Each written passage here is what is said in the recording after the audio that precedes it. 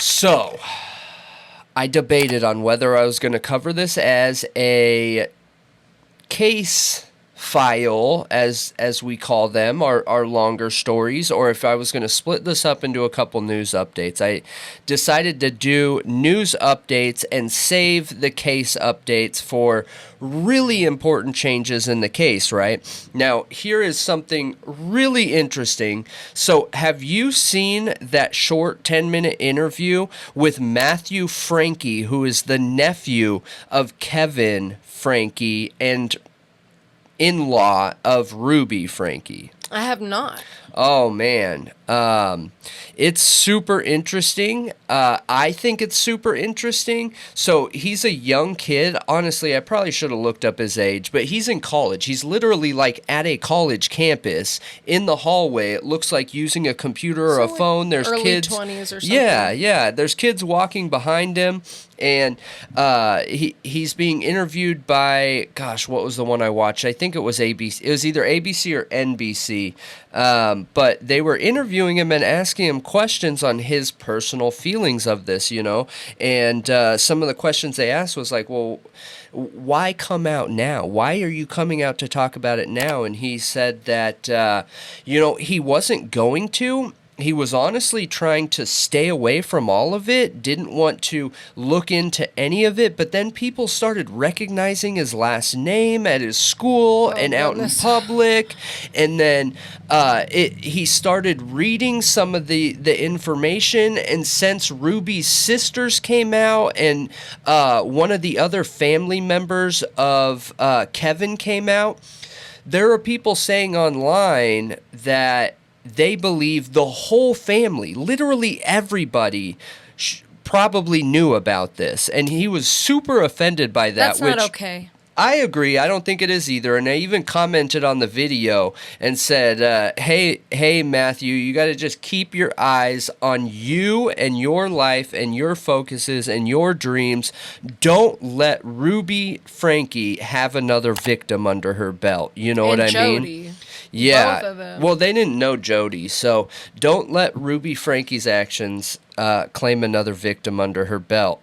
And, who knows if he's going to see it, but at least that positivity is going out there. And, online people are going to say anything. So he asked when the last time was that he has seen them, and he responds with 2 years ago was the last time he saw them, and it was at a family gathering that was like spur of the moment, where they just happened to be in the same area. They ended up grabbing lunch with each other, and Kevin brought Ruby, and they had another couple family members. He was there with his parents, and he said that everything seemed okay. One interesting thing is, and I wish I could know more details about this just to get more insight into Ruby Franke and how she handled situations maybe not in front of a camera, but he says that was the first time in a long time, because we had a falling out years ago, like a decade ago, a long time ago,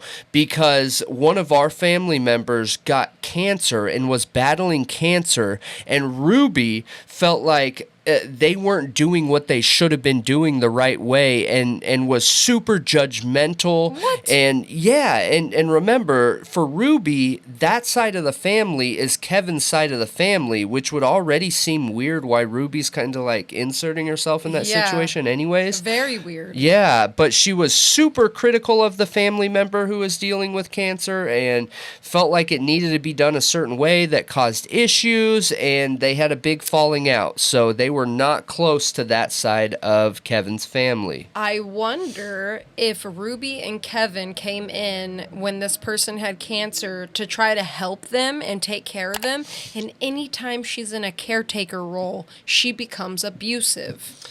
It's that caretaker role where she thinks she needs to control the person. I think it's seriously possible. I really do. Because I see Kevin and Ruby's relationship, and the more I see, the more I feel that he was just codependent to her, and he gave in to anything that she wanted, and he was probably dealing with some of the unfair treatment from Ruby, and he just didn't know any better, I guess. You know, that still makes him guilty, though. Don't take me wrong in that.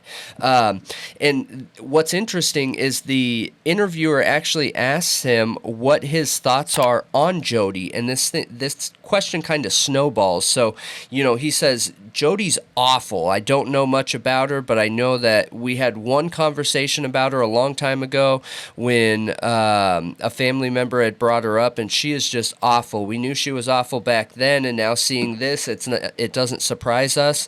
And he was like, so you feel like she should go to jail? And he said, yeah, absolutely. I feel like she should be in jail for a long time, if not ever. And then he asked what he felt about Ruby. And he also said Ruby needs to be behind bars. Now, this is interesting.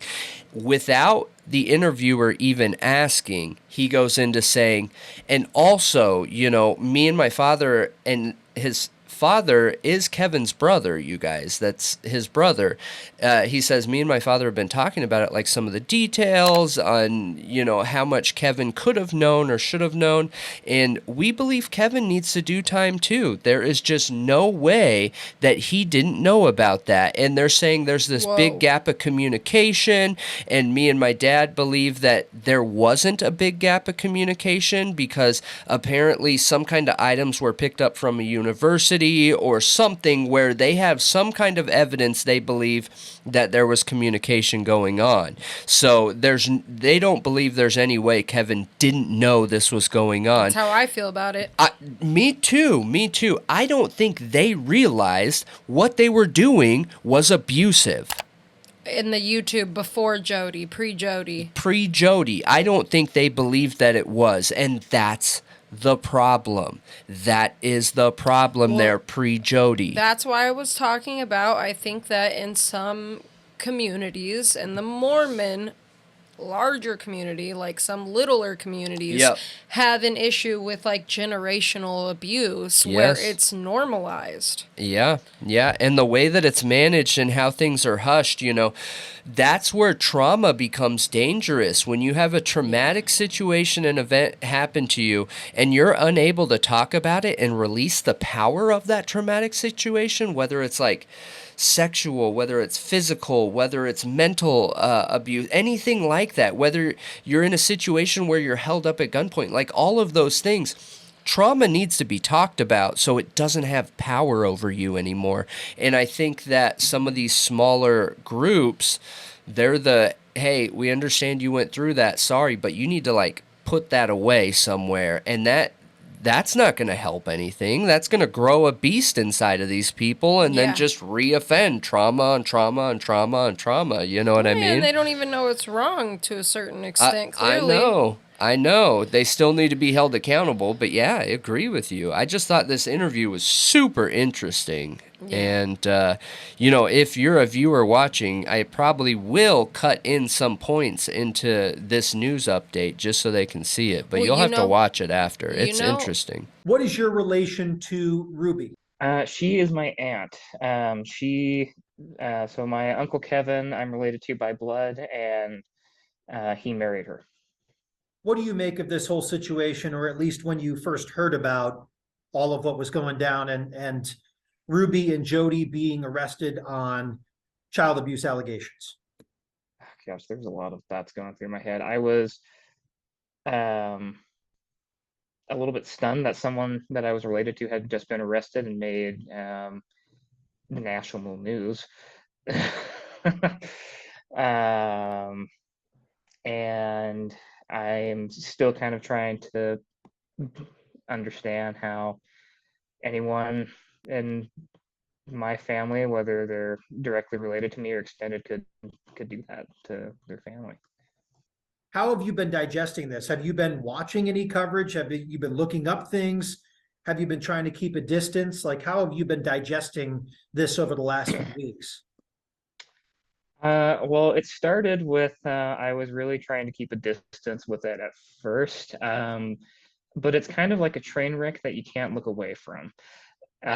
So I've been like, like on breaks at work and stuff, and in between classes, like I'll see little thumbnails and stuff pop up on my phone, and I read them when I watch them. So I've been following it over the last couple of weeks, And that's it's been a lot to process. There have been a lot of people who, especially like I've made the mistake of going through like social media comments and stuff like that, and they've been, making suggestions that like my family in particular and like the other people on the Frankie side of the family had some idea that any of this was going on, and that's been a little hard to read because we haven't really seen Ruby for like 10 years, and so it was infuriating reading some of those things because it's like we have like nothing to do with her really. But yet you somehow thought that we had something, like we knew what was going on. Well, Matthew, is that the case? Have you not seen Ruby in a long time? When do you think the last time you saw her was? The last time, so we have never like met for really long periods of time. The last time I saw her specifically was, I think, 2 years ago, when I had lunch with my cousin Sherry, who I would like to add never spoke to me about any of this and never made any indication that anything was going on. And I really wish that she would have. But she and I were having lunch, and Kevin and Ruby tagged along, as well as my parents. And so we sat around for a couple hours and then kind of just parted ways for the rest of the year, pretty much. Have you talked to Sherry or Chad or any of your other kind of cousins about any of this in the last few weeks since all of this came out? No, I reached out to Sherry. I think the day after Ruby was arrested and like the articles started coming out, I messaged her and said, "Hey, what's going on? Are you okay? Is there something I can do to help?" And she never has. She hasn't responded to me since. So I'm not really sure what's going on there, but I hope to hear from them soon. What is the hardest part about all of this been for you? Has it been the messages towards your family? Has it been those perceptions? I mean, what have been the difficulties that have come with all of this for you as I'd say, distant family member to Ruby in this situation?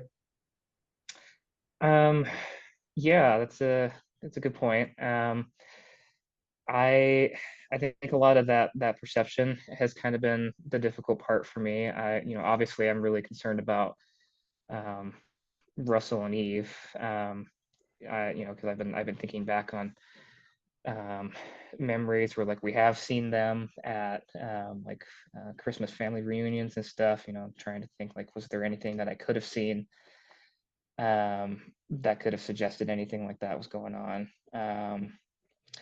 But a lot of those misconceptions and stuff have been kind of hard to deal with, just because it's now because people are recognizing my name now around school and work, and so I'm kind of a little nervous about introducing myself because like I don't really have any affiliation with them.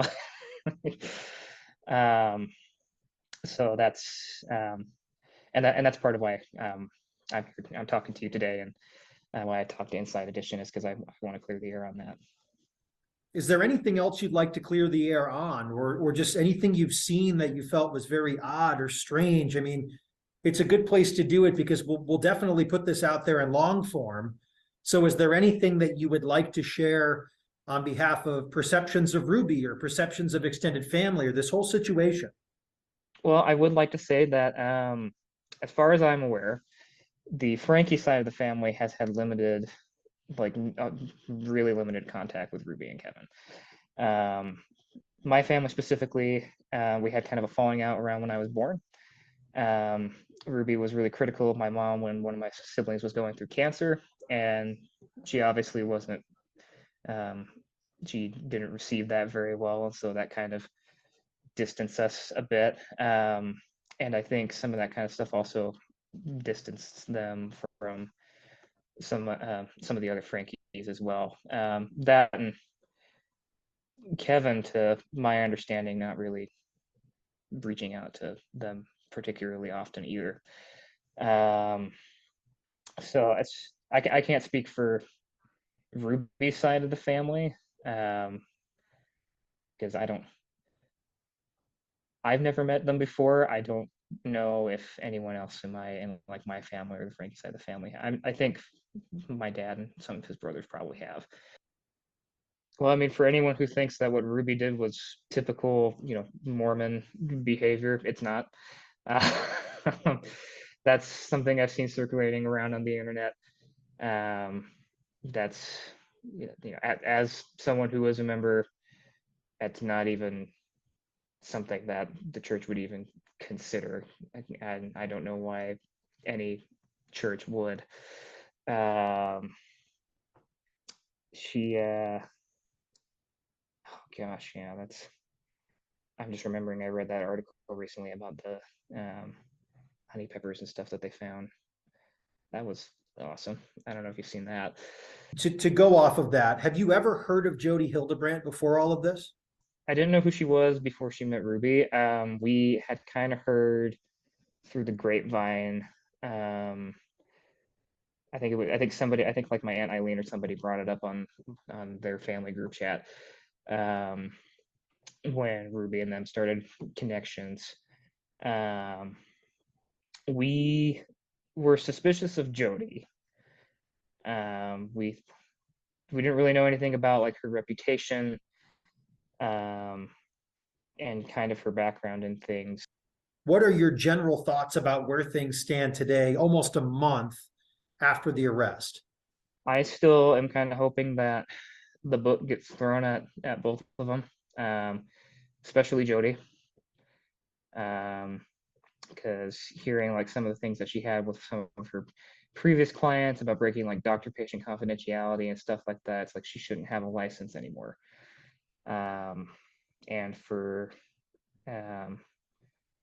starting this group with my aunt that is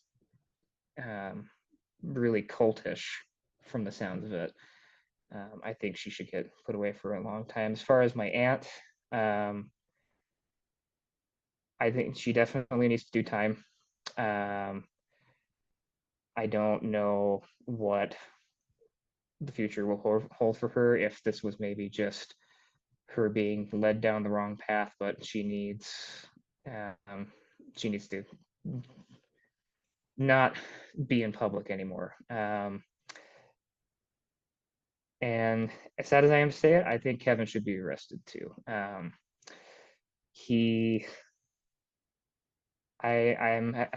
Me and my dad have been having a hard time believing that he had zero contact with his family, that he had no idea that, Ruby would leave them for long stretches of time. Because, he at least had to have stayed in contact with Sherry because he was part of overseeing her, like her car and her student stuff at BYU. And so some of that had to have made its way through. So at the very least, I think he should be brought up on neglect charges, because that's not acceptable. The fact that one thing I haven't seen people point out. Okay, Ruby and Kevin's kids went to a private Mormon school that they donated a chunk of money to. Okay. Yep. Her 6-year-old forgets the lunch. Yep. The teacher's like, "Hey, can you bring lunch?" Ruby's like, "Nah," and don't give her food either. Yep. They didn't call CPS? Right. It's a school. Yeah. I guarantee you, any normal public school that isn't a private Mormon one is going to be calling CPS. Yeah, very. Like, you're very telling me possibly. to deny your child food and you won't bring her food, and it's a 6-year-old's responsibility to pack her lunch, and if she doesn't, then she's in trouble, which means you take away food? Yeah. Like, that would immediately set off red flags, and I know for a fact they would intervene. I know that. I mean, maybe they wouldn't have taken the kids, but they would have probably stopped by the house to see what's going on. That's what I'm saying. Yeah. Which CPS was called at one point and nothing happened. But I'm wondering, who called CPS and for what? Was it that or was it something else? Well, you got to remember, too, and I think that's another good reason why we can look at why this situation went on so long, because when you're looking at their image, they had it together, dude. They had everything put together. They lived in a nice house. I'm sure they had any amount of food they need. They were driving nice vehicles. Everything was clean. Like, when I say nice, I'm not meaning an expensive place and car. I'm saying it looks well taken care of is what I mean. Even their yard looks taken care of. Like, that is not a common MO for people that are taking advantage of and abusing children. So I'm sure when CPS went there, one, right away, that's going to be hard to start seeing those things. You would have really had to dig into, you know, what they're doing for punishment, how they manage those situations and things like that. And maybe they wouldn't get that with one call. They wouldn't see enough to really invade their privacy. I don't know. Right. You're not going to see physical evidence around the house of abuse. You're going to see a family that looks healthy and rich. Yep. Like, you know what I mean? Yep.